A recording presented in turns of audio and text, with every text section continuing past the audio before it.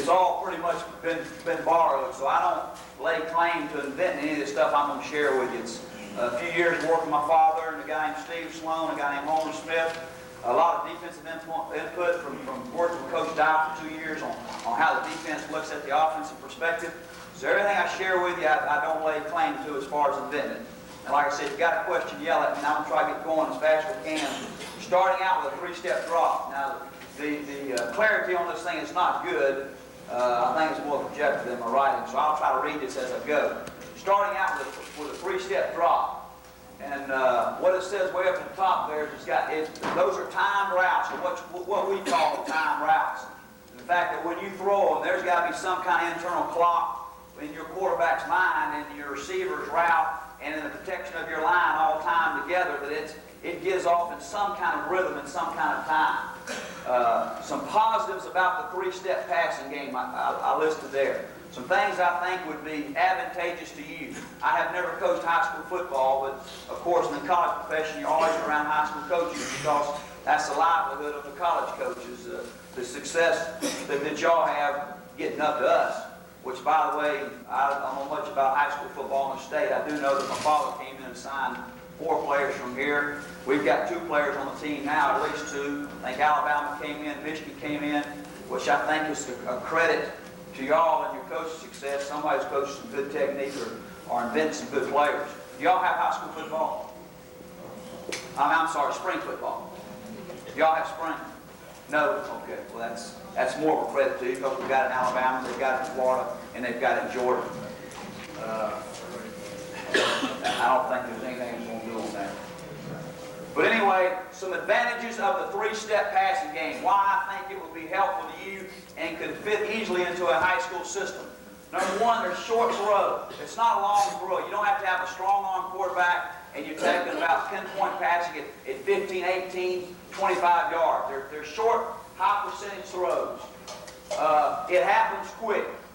It's good versus man coverage, and it's good versus stunt and crunch defenses like get up there and move and blitz linebackers.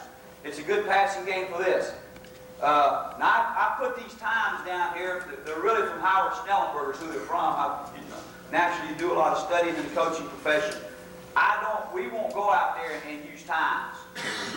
The way that I was brought more on footwork and get the timing of the ball in the air when the receiver turns his head. But if any of you are not familiar with this game, Coach Snellenberger goes heavily on these times.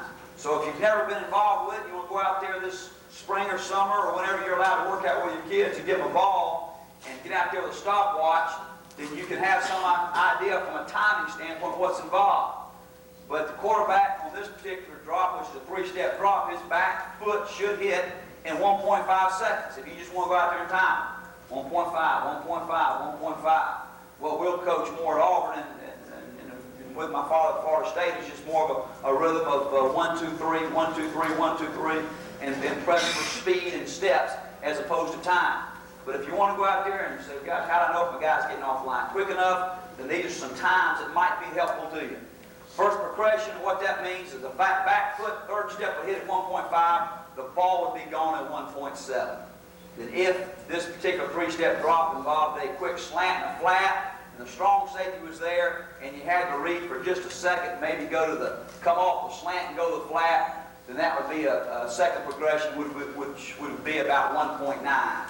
So if you're looking for times to go out there and give you an idea on how fast you're getting it off, and you talk so much about timing, these are actual handheld stopwatch times. Like I said, I don't go by this and really haven't, but Coach Snellenberger at Louisville has had a lot of success, and these are some things I read from one of his books. Some more advantage. The protection, I'll try to move this up as I go. Protection is very simple, and I'll go over that a little bit. It's a zone protection, which is what most colleges, I think, pros do, as opposed to a man protection. It's a really good going-in pass. When you're expecting blitz, a little bit more pressure from your defensive teams, it's a good pass to use going in. If you don't use the option, my background is not option. So you're always looking from an offensive standpoint when you draw your formation up there and your hit chart. I can get here, I can get here, I can get here. How do you hit outside? Some teams hit outside on the perimeter with an option. if you involve a three-step passing game, you try to attack the perimeter with high percentage short passes. So if you're not involved with the option, then this is the way to attack the perimeter. And of course, the option being a run, and this is a pass. If you get good at this and work at it, you like to think your percentage is high enough where it's a pretty high percentage throw and catch since it's short. But it's a good way to attack the perimeter. It's good versus man. It's good versus 3-deep zone. It's a horizontal stretch as opposed to a vertical stretch. You're going to work areas 5 to 10 yards downfield as opposed to deeper. So you're going to work areas horizontally with your backs or receivers as opposed to vertically way downfield. Simply because of the timing involved. With a three-step drop, you don't have time to work it in the deeper pockets. It's good versus predictable coverages. If you're playing a team that's pretty much locked into 3 deep on first down, you want a high percentage hits, you're out. Then you can, it's good for teams, defenses that are pretty predictable as far as when they're going to be in. You can huddle call it, send it in from the sidelines, huddle call it, if they're in a predictable defense. And it's a really good check versus man coverage. The negatives, right there, as you try to think about negatives involving three-step drop, probably the biggest thing would be all the action takes place close to the line of scrimmage. Naturally, when you go 5 steps or 7 steps off the line, you're going to be further away from hands and balls batted down. But when you take 3 steps, the action is going to take place close to the line of scrimmage, and you've got to deal a little bit more with hands and people in your vision. And then, of course, in college, sometimes you get great corners out there. You come up on you pretty tight and take away your 3-step game. High school, I would think you could do the same thing. If you play a team that plays a lot of 2 deep 5 under zone, to really be honest with you, it's not a good passing attack for somebody who plays a lot of 2 deep 5 under zone.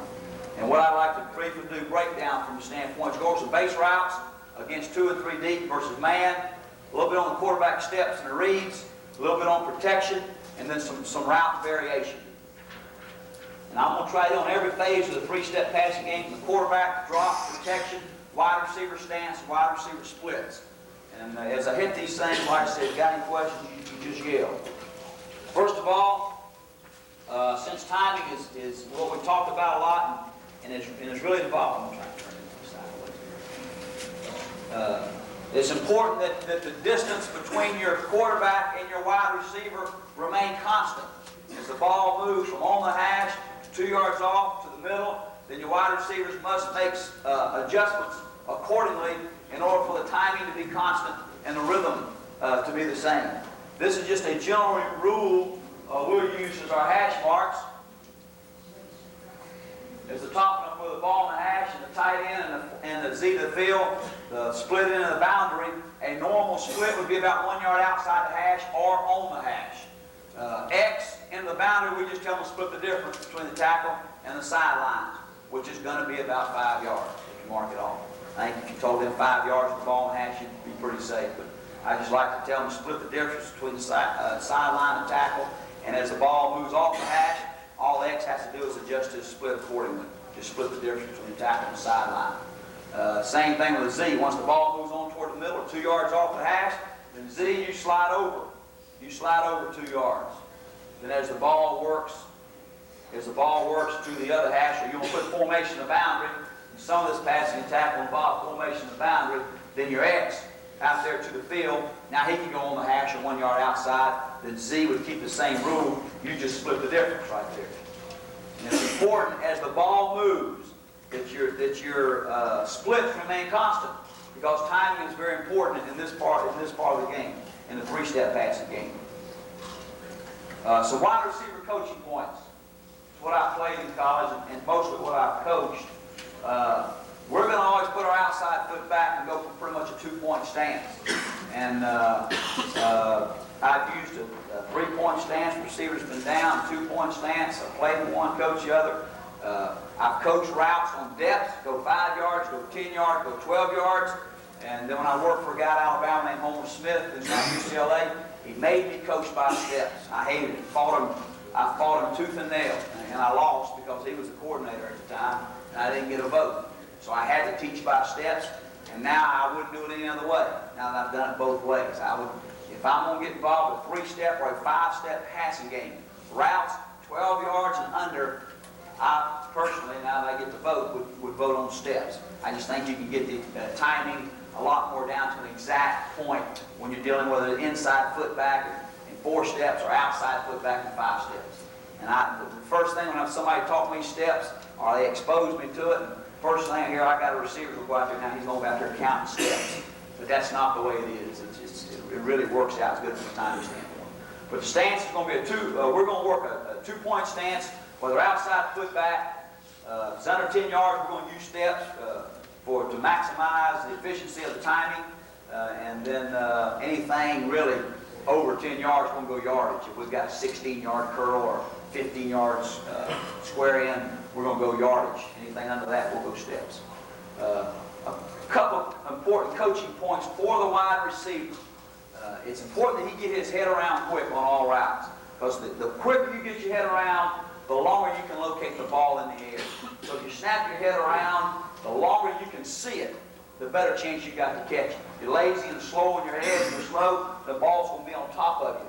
So it's important if you're fortunate enough to have a wide receiver coach and a quarterback coach, that you really teach that guy really hard about the head coming around. In order to do this, just some coaching points on getting the head around. Some receivers will run around and try to snap their head around, the shoulder will block it off. So you really got to emphasize getting the shoulder, get the elbow, and whipping the elbow around as you make your cut. The elbow will bring the shoulder, which will clear it around so you can get your head. You can get your head around. But if you try to just turn your head without turning this, then it blocks it off, and it makes it a lot more difficult. So as you see your wideouts working their head around, try to really emphasize the shoulder. Stuff got off Largent and Daniel Bramlett, some of you might remember. But you got to take the elbow and you got to work on whipping it around. And it'll feel uncomfortable. You don't see those guys doing that. But they really got to overemphasize to get it. Work the elbow work the shoulder will clear it for the head. We always, aiming points, we have a constant aiming point for our wide receivers. Where do you go? Do you release here? We're always going to release outside shoulder. If the ball is to my left, and the gentleman right here on the end is the defensive back, then my aiming point is going to be at his outside shoulder. It's going to be right there. And if the ball happens to be in there and he's playing man coverage, and now he's the inside shade from alignment, I'm still attacking the outside shoulder, which now happens to be inside of me if the ball's in there. But I'm going to attack the outside shoulder, I'm going to attack the outside shoulder, I'm going to attack the outside shoulder. That way my wide receiver always has a constant aiming point, and his release can always be the same. So no matter where the outside shoulder is, that's what I'm going to attack. So he's got an aiming point. The wide receiver has an aiming point on every release. All right, just a little bit about the wide receivers there and their stance.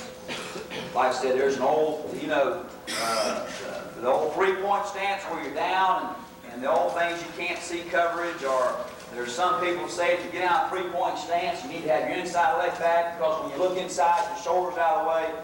I just really think in a 2-point stance, whether the ball's to my left or whether the ball's to my right, I can still see pretty good.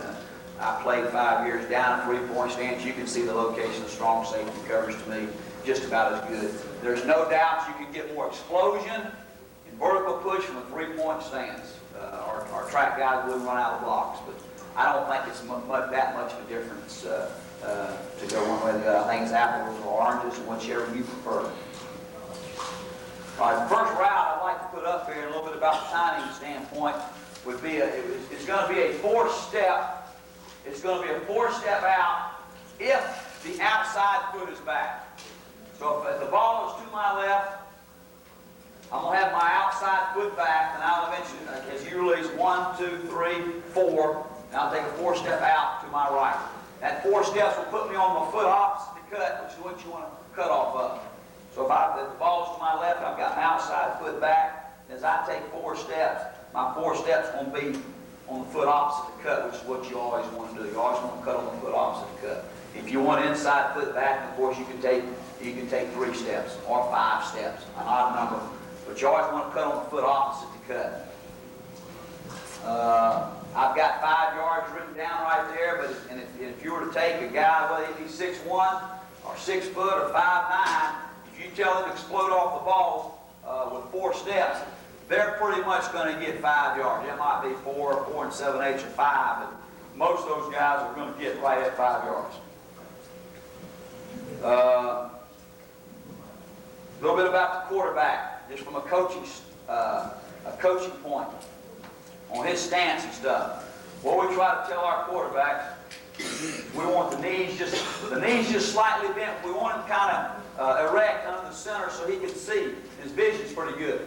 We don't want to be way down there low. We just want a slight knee bend in the quarterback stance. Most of your football position applies, your basic football position. Feet a little bit wider than shoulder width apart, or shoulder width apart, straight ahead. Weight on the balls of the feet.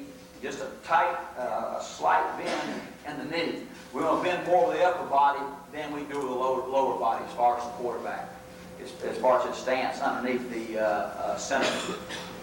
We want him to look downfield. It's important that he look downfield, especially after the ball snap. He can look around and get his pre-snap read and everything. Then as he settles down for the snap count on the first step, on his first step off the line, we want his eyes focused directly downfield on the first step. To try to hold underneath coverage, we don't want him staring down the receiver. So his eyes would like to stay downfield on the first step. This particular throw is dictated by coverage. And if you're in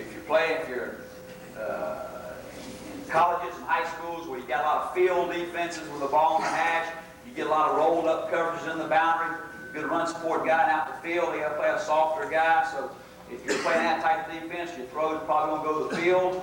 If the ball's in the middle of the field, you might throw on personnel, your offensive personnel. You might have a dominant receiver. You might throw on defensive personnel. They might have a weaker defensive back.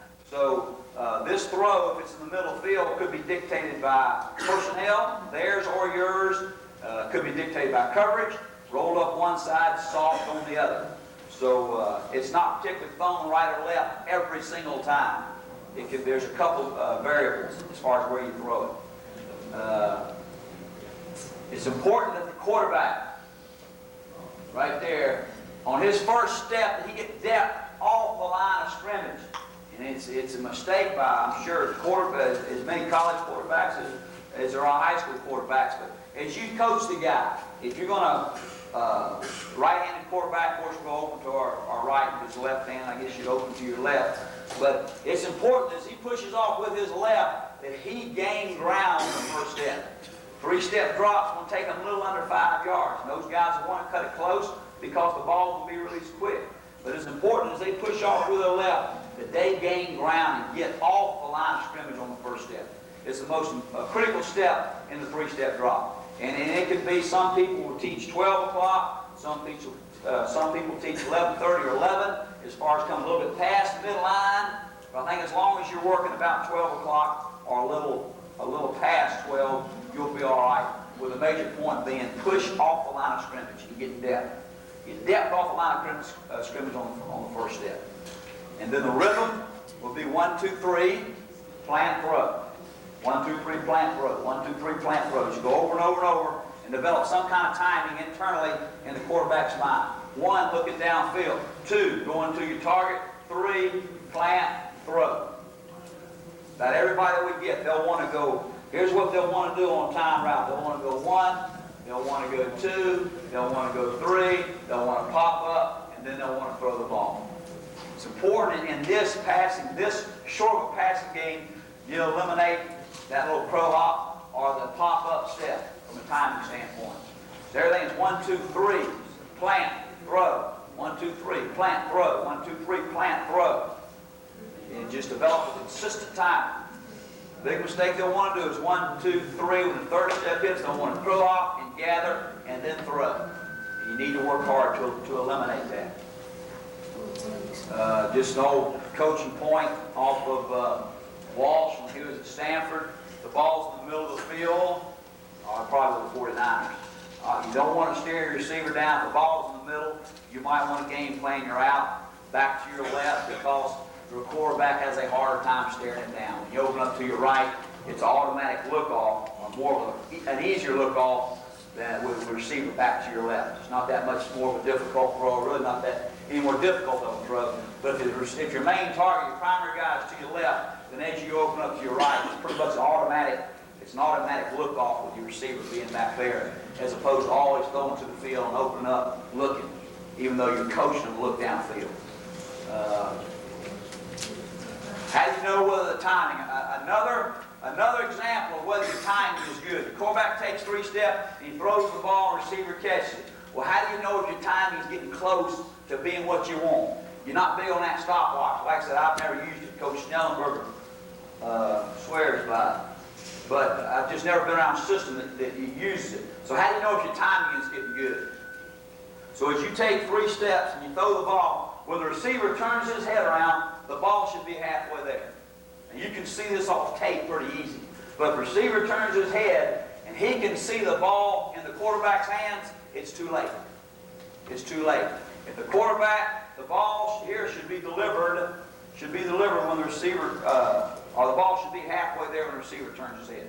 And that way your quarterback and your receiver, they can go out on their own. And the receiver can turn around, hey, I saw you throw it.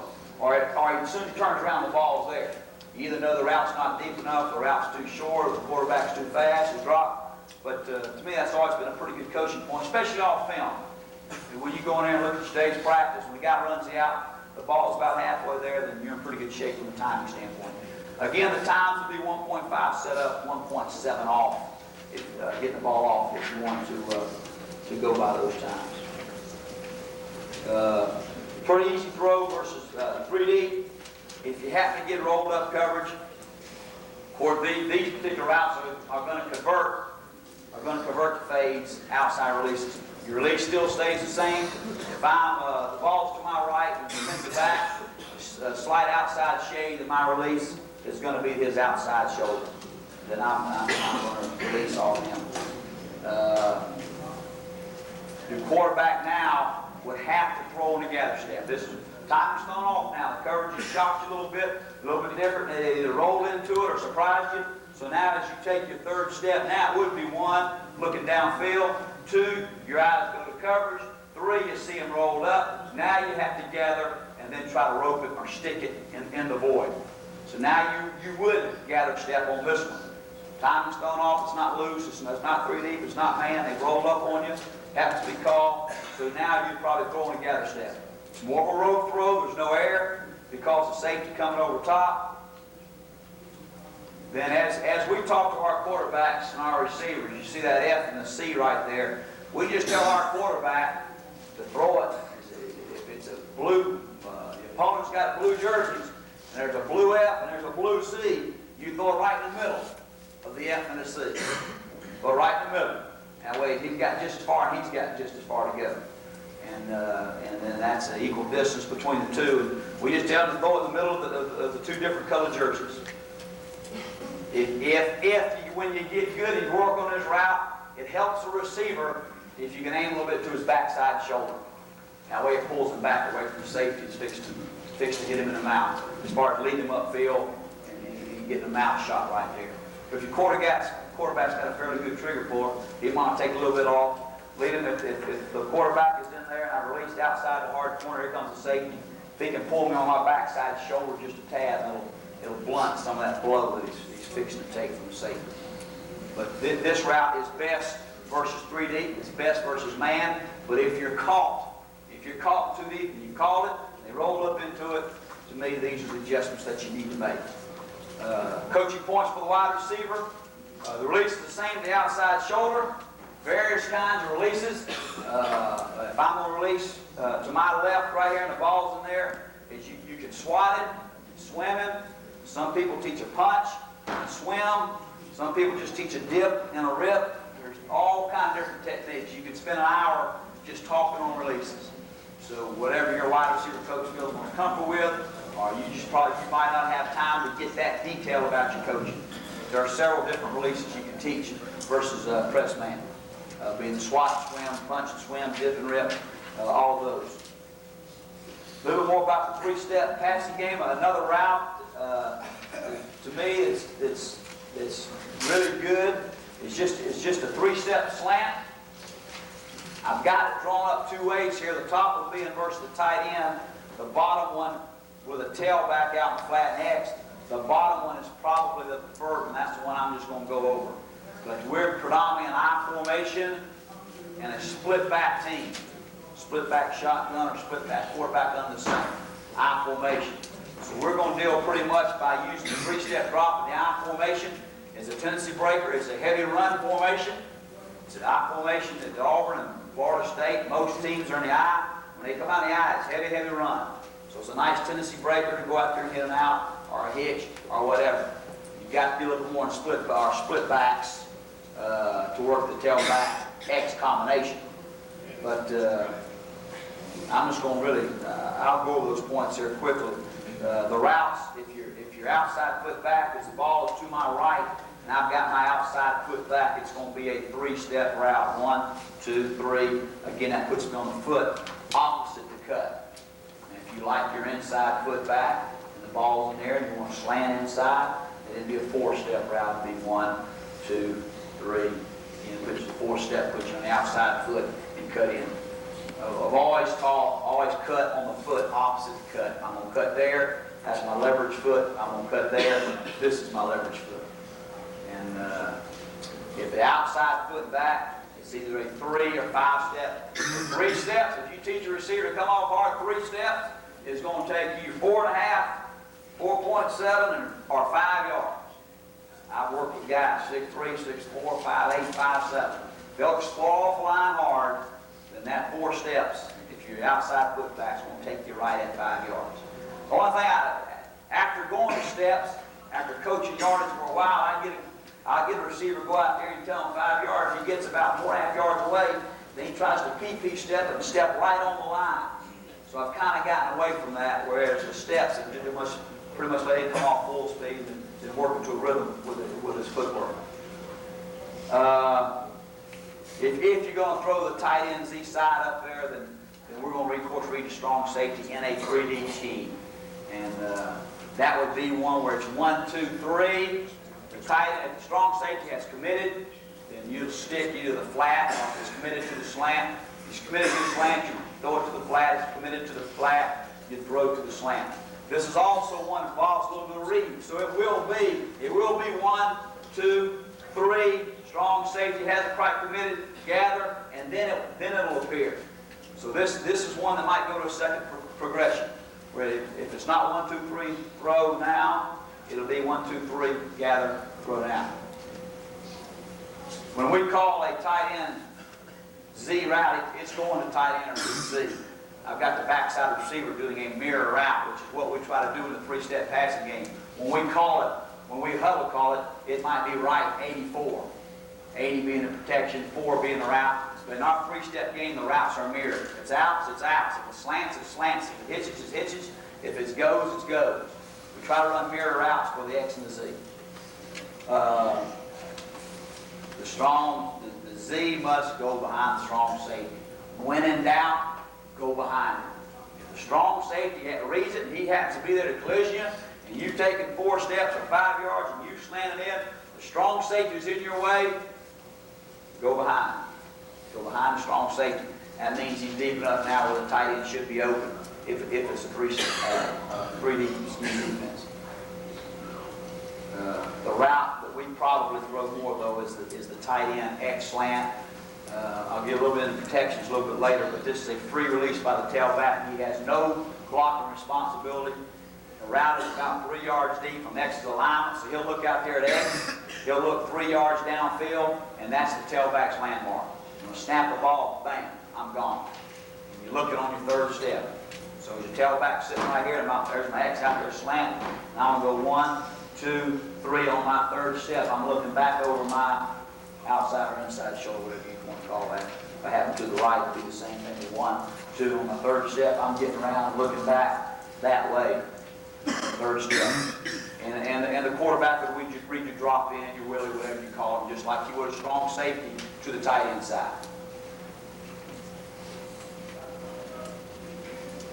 Really good versus man. Like this is good because a lot of times your linebacker will be asked to cover the tailback in man coverage. And it's a short throw. You've got good zone protection inside, and the ball can be delivered fairly quick. It's a short throw, so it's a high percentage throw and catch. And you've got a chance for the tailback to go on a linebacker fairly quick. If you happen to call that, and it's too deep, and And I hate to sit up here and give you a route versus 3 deep and man, and all of a sudden you call it, and not at least give you some suggestions for 2 deep. The 3-step drop to me is not a preferred passing attack for a 2 deep, 5 underneath is on a man. It's better for man and 3 deep. But I hate to give those things all of a sudden you go back and you play the team jumping 2 man, you guys at least have not had an answer or been told something.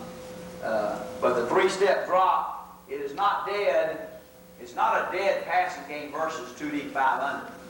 But again, as we mentioned earlier, it's a horizontal passing game. Because of the depth of the quarterback and the delivery of the ball, it's a horizontal. You don't have enough time to work about 8, 10 yards downfield.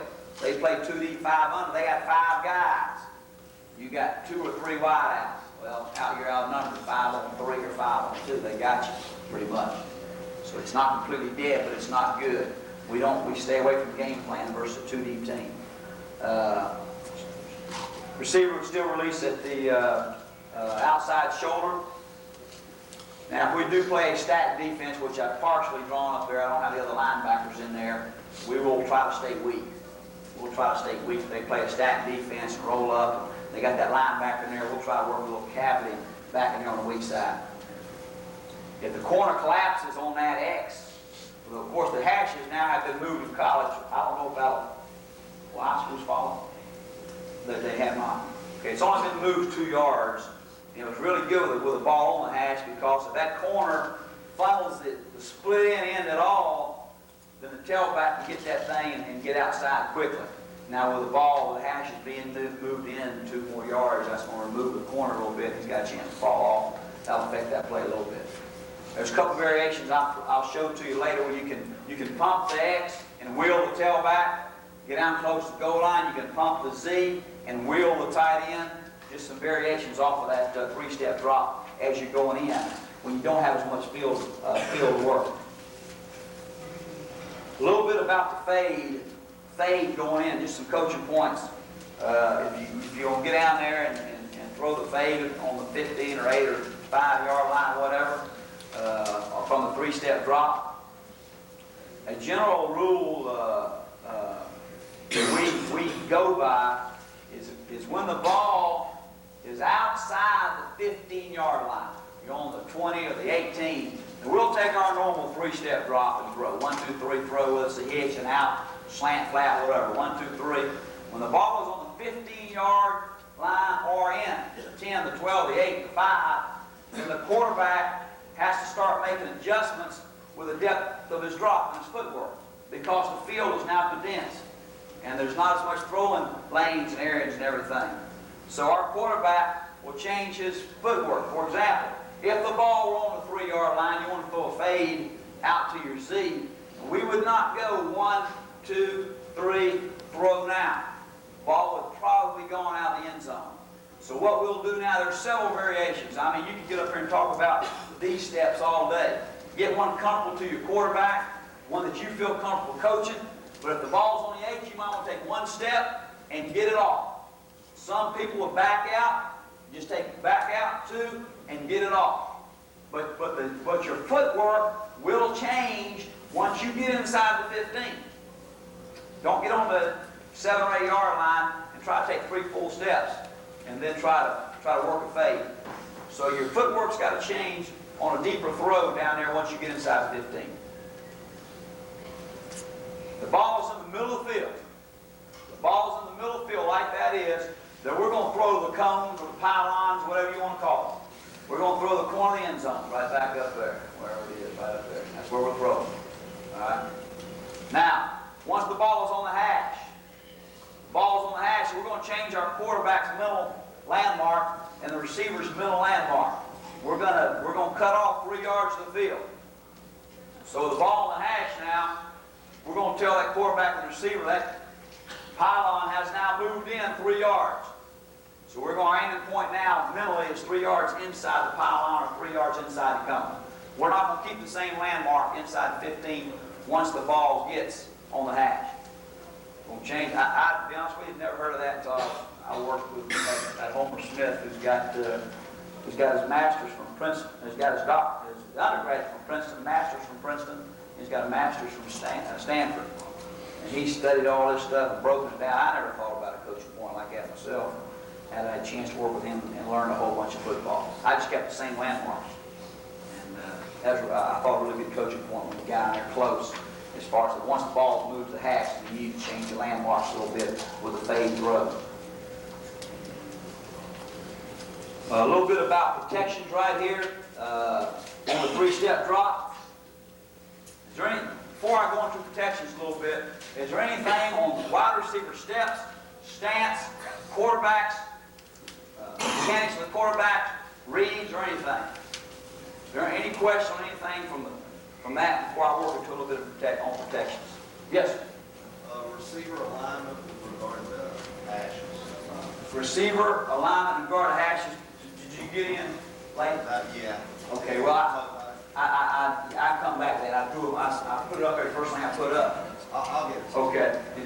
But he asked me about, with the ball in the hash, X going to split the difference. Z's going to be on the hash and 1 yard outside. Ball moves 2 yards, X moves 2, Z moves 2, ball in the middle, 1 yard inside the numbers. Your numbers might change in high school, so you might not be able to use that. SEC, they're pretty much constant as far as being in the same place. So we can use numbers as a landmark. You might have to go distance on the side. Yeah, yes? On the three-step drop, as quarterback's thrown to his opposite side, okay? On the three-step drop, is the quarterback going to the opposite side? Excuse me, as he's thrown to his opposite side, Okay. the body language as he's picking up his receiver. Okay, if I'm throwing out, I've got a tight end Z and a split, and I'm going to throw my split in, which is to my left. And I'm right-handed quarterback, that's what you're talking about? Yes. The mechanics are not going to change that much. The only thing he has to realize now is he's looking downfield on 1, on 2, and on 3 as he works his eyes after his target, that as I step to the target with my front foot, whether it be there or there or there, and now it's going to be back to the left. I just need to take my front foot, and as I step to the target, it's going to open up my shoulders when I can rotate my hips on through. But that should be pretty much a normal progression. Just emphasize if I'm going to throw back to my left, that as I open my front foot and as I step to my target, now I got to open my shoulders a little bit so I can rotate my hips and body on through. But we do not teach a whole lot of difference whether I'm throwing to the field, to my right, or back to my left, as far as an outcut. The fundamentals and the mechanics don't change that much. Anything else? Did you see the Tennessee Boston coach? I saw some of them. Wasn't that their touchdown where they looked off the left wide receiver on the slant and turned around instantly and threw the right wide receiver? Was that predetermined? There are some people now, like I said, he's asking me about the Boston College Tennessee game where the quarterback predetermined a route from his left and went back to his right. Look off, it might have been. It's hard to look off of the three-step passing game because everything happens so close to the line of scrimmage, and then everything happens quick because the timing involved is awful hard to look to your left. Tennessee, by the way, does an excellent job. But probably what I think probably happened is he looked, it was probably covered, then he knew where his secondary guy is, and if he had time, he was going to get it off. The line coach, who's now the head coach, does a good job. Protection probably saved him. Yes, sir? How close do you want your quarterback's feet together on his third step? On his third, I don't know, but I'm going to guess 1.5 feet. I've never got a ruler down there. I think it's a little bit's going to have to do with his body structure. But if I had to guess it, as I push back with my right foot, or push back with my left and got off the line, I'm going to say that's right at close to 2 feet.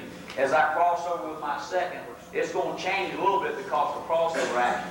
But on my third step, it's going to be probably 1.5 to 2 yards.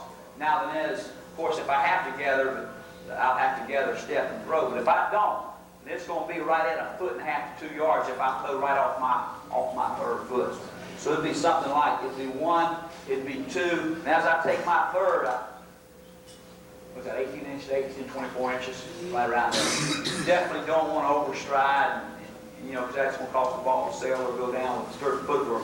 If I had to give you a distance, it'd be 18 to 24 inches distance, depending on the quarterback's frame and all that. All right, just yell at me now as we get going on this. Just a little bit about protections of this three-step passing game. Most people zone protect. They're going to step in a gap and keep their shoulders square, just zone protect pass. the fronts up there. We're going on this particular one with free release the tight end, keep the backs in. This right here is an odd front where the center is covered, so he's pretty much got his assignment. Guards are stepping either A gaps, tackles B gap, tailback would have C gap, the fullback would have C gap, and you're pretty well covered. If it's an even front, probably will have to give your center some kind of direction. Do you want to go left? Do you want to go right? Some people will send to the one technique. If the center's uncovered, but there's a heavily more shaded guy inside, he might step the center off to a heavily more shaded guy. He might always direct him weak if he's uncovered. But if you redirect him weak right there, you go A, B, C gap again by the tailback, A, B, C gap again by the fullback. The technique of the offensive lineman has about changed with the wind as far as philosophy on how to do it. And what I've got written up there, though, is the pop and chop, aggressive high, and a chop block. I guess when I was playing in '76 or so, when my father was coach in West Virginia, it seemed like it was chop right now. Bam, come off the line, hands down, and go. Then those guys started getting more athletic. When you did that, they did that. Then it was pop on high, and then chop for time. So it was a pop and it's a chop. Some people like to say aggressive high. They want an aggressive high. That way you're pretty much guaranteed to keep the hands down. As the guy tries to jump, you're in his face and aggressive. So you'll have to do what you feel most comfortable with and what you think your lineman can do. But there's a pop and chop, there's an aggressive high, and there's just old chop block. Different kinds. If you're going to free release the tailback down here at the bottom, what we usually do is slide everybody weak side one gap. As you can see right here, the center, you're going to slide A gap, B gap, C gap, the right guard. I don't know if that's right to y'all. It is to me. Tight side guard on tight inside, A gap, B gap, C gap. You can pick up an extra gap right here. Fullback take D gap, tailback's free. But it's a zone, gap, whatever kind of protection you want to call it. On the even front, again, we redirect the center left. We direct center left, everybody stepping left, that's just a shot of it right there. A couple of ideas. If you're going to huddle call this, I don't know what your splits are right now. Ours are probably 2, 2, and 2, or 2 between the guard and center, 2 between tackle, guard and tackle. It's either 2 or 2.5 to 3 between the tackle and the tight end. You might, if you huddle call, send it in from the sideline. 80 protection, 81, which is a hitch. Your lineman, when you hear 80 protection, you might want to cut your splits a little bit in the three-step game. And since your gap protected, it'll make the gaps a little bit smaller. You like to keep your splits fairly constant, that way defenses can't. So, okay, here comes three-step dropper and then tight splits. But I think you can get away with about 2-foot split, to be honest with you, between your guard and tackle. You might want to think about, though, tightening your splits with a three-step passing game and make those holes in there just a little bit smaller.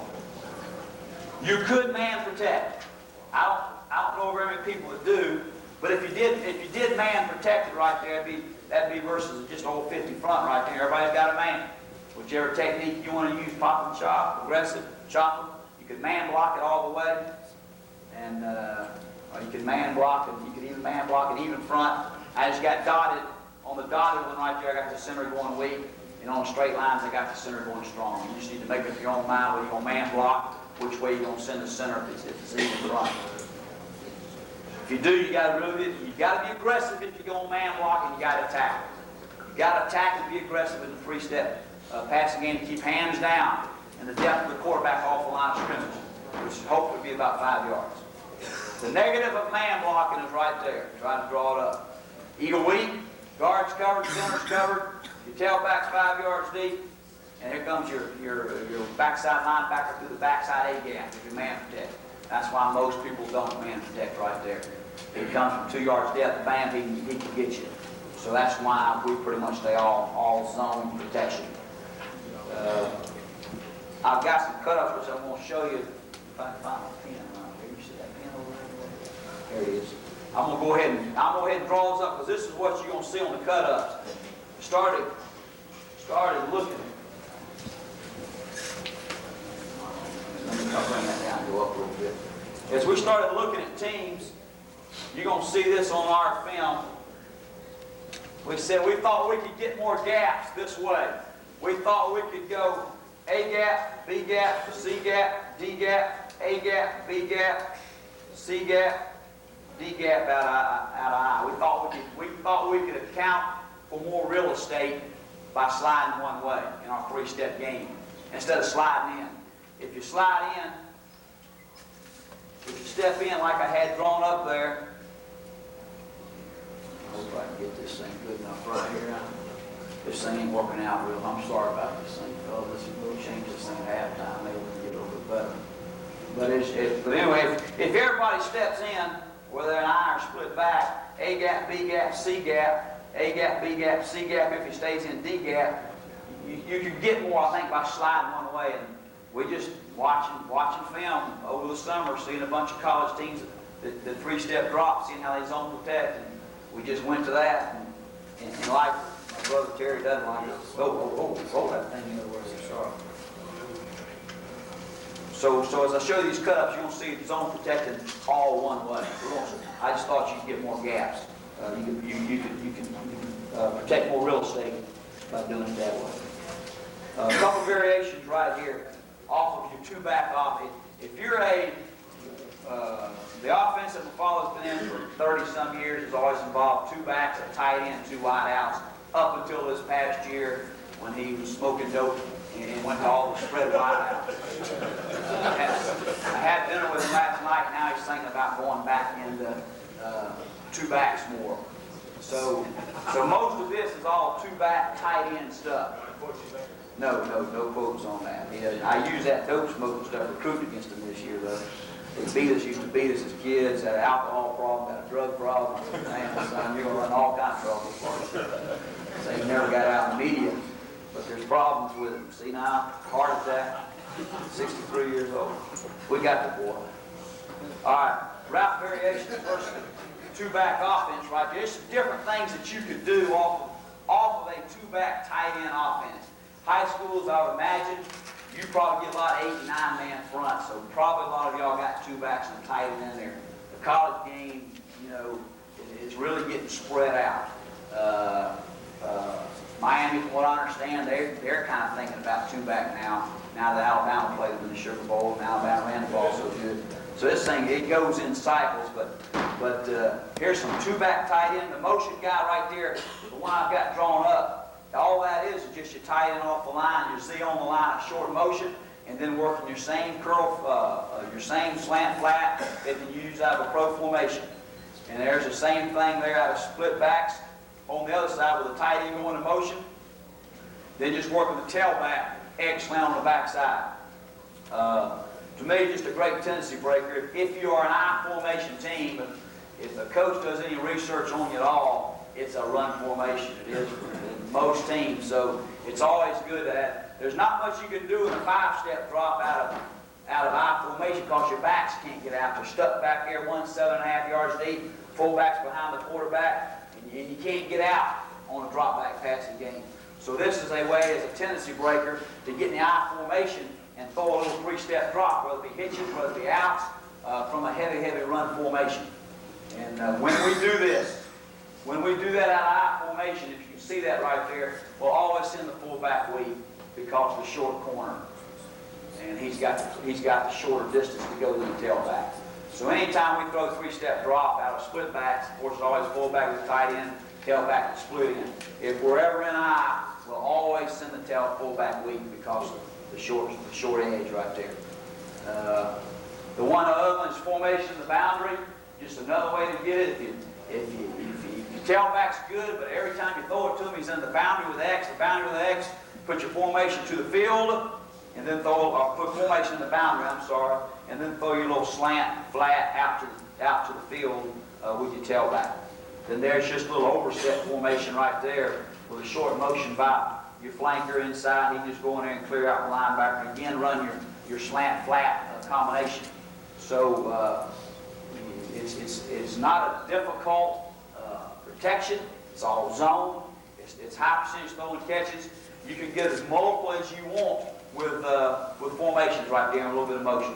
But you do it with the same personnel. You get a lot of substitution situations in college where when you take a tight end out and take a wide out in, they're going to put in nickel backs and all that. But you can do all that pretty much with a tight end. and two backs. Quarterback doesn't have to have a strong arm. Receivers don't have to have great speed. The routes aren't real far downfield. I've got a couple of things, but I want to put a little bit of film on right here. I have not talked, I'm going to try to get into the 5-step drop here in a little bit. I thought that would be more useful to you. Where's that awful button? You see that thing over there? Yeah, here it is. He asked if I ever had receivers call them on routes. No, but we do try to communicate between the quarterback and the receiver with hand signals so they'll put them on the same page, which is pretty much what we've done here on this first shot. If I can get this going. This thing's been off for a while. I hope I can get this.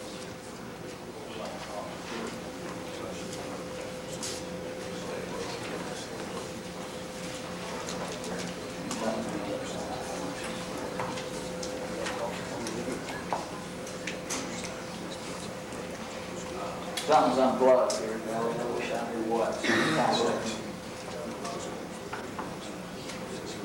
Well, we get the spotlight. What's that spot? Yeah, they can. I want to see if I can get you this thing on here and show this film.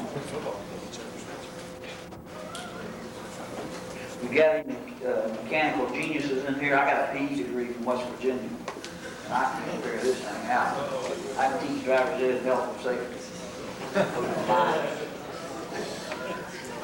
And I was looking for a job about a month ago until my mother made my brother hire me. Now I'm employed for another year. So keep me in mind. He's younger than I am and shorter. That makes it harder. Especially when you beat him 55-0. You see, I don't know what they have to do with these things. What about programs, man? Show this.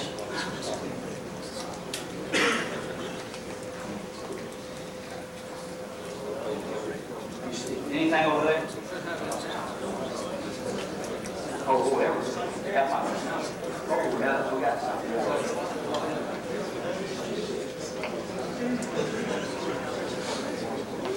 I think if I can get this, you got to see if I can get that thing going there. I think that.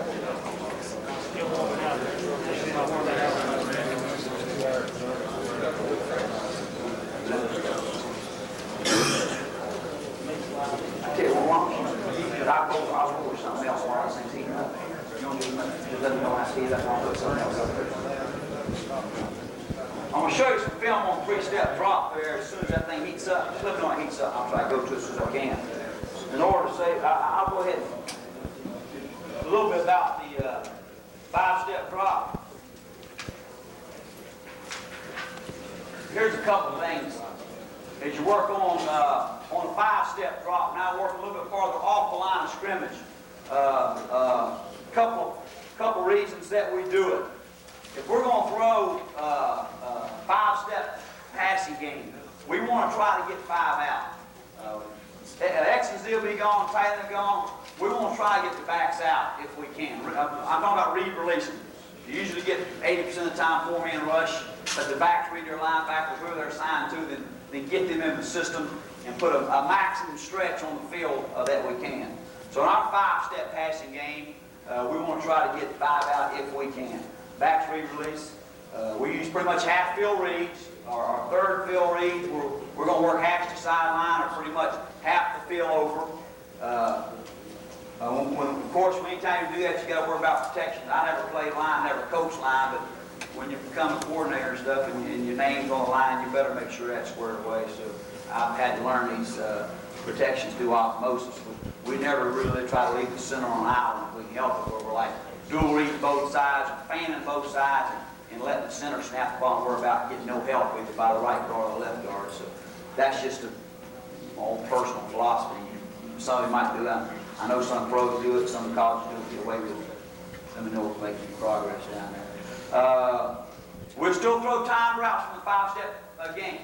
Now, it's like the out through the 3-step drop. Now, instead of 4 steps, it might be a 6-step out. Instead of 5 yards, it'll be 10 yards. Instead of going 3 steps, we'll now go 5 steps. When the 5th step hits, we want if it's going to be an out right there. So we're still going to try to use some kind of timing in the 5-step passing game. And again, some times there, again, these are Stellenberger's times. If you got a watch, you want to go out there, 1.7, 1.9, 2.2 as far as set up on 5 steps at 1.7.